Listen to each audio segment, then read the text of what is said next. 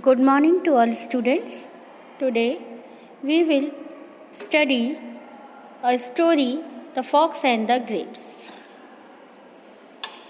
One afternoon, a fox was walking through the forest and spotted a bunch of grapes hanging from a lofty branch.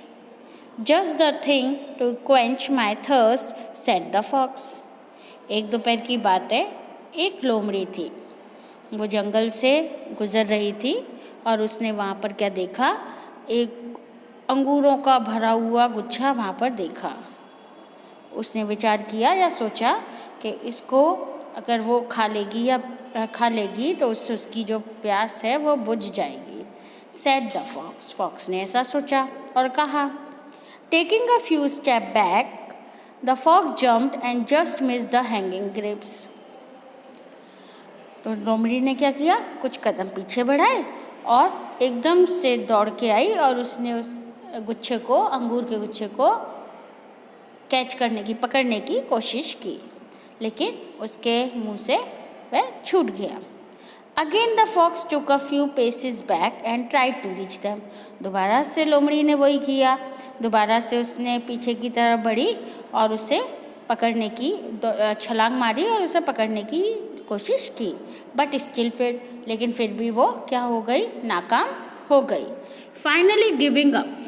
बार बार ऐसे करने के बाद जब वह थक गई तो उसने अंत में क्या किया, हार मान ली. The fox turn up his nose. जो लोमड़ी थी उसने अपनी नोज को ऐसे से मटकाया and said they are probably sure anyway. और उसने क्या कहा, लगता है ये अंगूर खट्टे हैं. Then he walked away. और उसके बाद वे वहाँ से चली गई. मोरल क्या मिलता है, it's easy to despise what you can not have, है ना.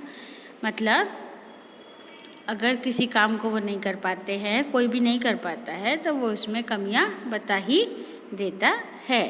तो यहाँ पर भी लोमड़ी ने क्या किया, वह अंगूर नहीं खा पाई तो उसने क्या किया, अंगूरों को खट्टा ही बता दिया और उसकी तरफ से अपनी जो आशाएं थीं और जो इच्छाएं थीं उसको अलग कर लिया. Thank you and have a nice day.